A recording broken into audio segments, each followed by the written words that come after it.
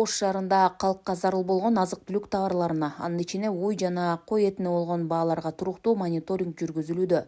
Монополияга каршы жөнгө салуу кызматынын, ветеринардык кызматтын, салык органдарынын жана башка тиешелүү мекемелердин өкүлдөрү менен биргеликте базарларда жана соода түйүндөрүндө өзгүлтүксүз рейдтик жана көзөмөлдөө текшерүүлөрдү жүргүзүшүүдө. Көзөмөлдөөнүн жүрүшүндө ишкерлерге жана сатуучуларга эт азыктарынын баасын негизсиз көтөрүүгө жол берилбестиги, ошондой эле белгиленген бааларды так сактоо талаптары боюнча түшүндүрүү иштери жүргүзүлүүдө. Өзгөчө уй жана кой этинин баасы 1 килограмм үчүн 680 сомдон жогору болбошу керектигине көңүл бурулууда. Элде ошол эт сатканда түшүндүрүү иштерин жүргүзүп, этти ошо мурдагы баасы менен 680 сомго түшүрүп, ошону сатуу жөнүндө улар түшүндүрүү иштери жүрүшөт. Бүгүнкү күндө мыйзам боюнча азыр этке негизсиз бааны көтөрсө 3000 сом. Жеке ишкерлерге 3000 сом, ал эми юридикалык болсо өзүнүн болсо аларга 13000ден 15000 сомго чейин айыппул салынат. Ошондой эле калк үчүн кыйындык жаратпаган баада эт сатуу мүмкүнчүлүгүн кеңейтүү боюнча чаралар көрүлүүдө. Анын алкагында ортомчусуз соода жүргүзүү үчүн атайын соода органдарын уюштуруу жана кошумча сатуу түйүндөрүн ачуу каралууда. Ал эми эт саткандар эттин баасынын кымбатташын базардагы бодо малдын баасынын өсүп кеткендиги менен түшүндүрүшүүдө.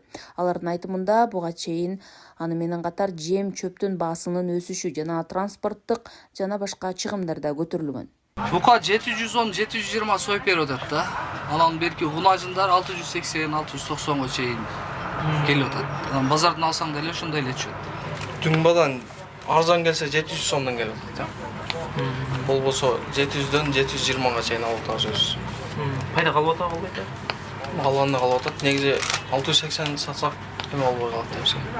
Рейдтин жүрүшүндө айтылгандай, эттин баасы 680-700 сомдон ашпоосу керек. Баалардын кескин өсүшү байкалса, жергиликтүү бийлик органдары түздөн-түз жооп берет. Элди азык-түлүк жана эт азыктарынын баасынын өсүшү тынчсызандырууда. Текшериш азыр текшересиңер бар ошол акыбалда. Мурункуда кандай саткан ошондой сатып берет.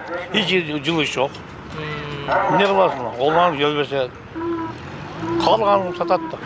Эми арзандаса жакшы, биз эмне кылабыз, эчтеке кыла албайбыз. Канчадан алып атасыздар этти? Биз эми билбейбиз, тартып берген алабыз. Рейдтин жүрүшүндө эт сатуу менен алектенген сатуучуларга да, жеке ишкерлерге Кыргыз Республикасынын күчүндө турган мыйзамдарына ылайык социалдык мааниге ээ болгон азык-түлүктөрдүн бааларын мамлекеттик жөнгө салуу тартиби, бааларды атайлап жогорулатууга, баалар боюнча сүйлөшүүлөргө жана атаандаштыкты чектеген аракеттерге тыюу салынгандыгы боюнча түшүндүрүү иштери жүргүзүлдү.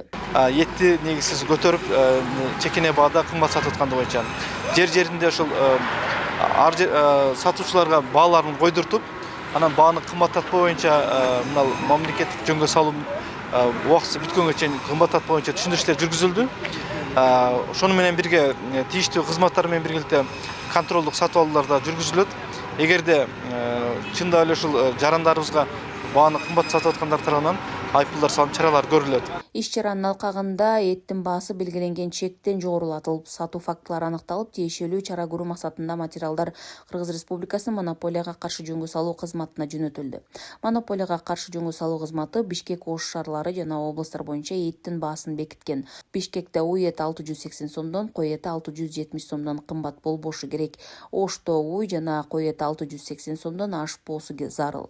Калган аймактарда эттин баасы 620-690 сом диапазонунда болушу кажет. Гүлжан Ажыматова, Эркинбек Баймуратов, Ош шаары.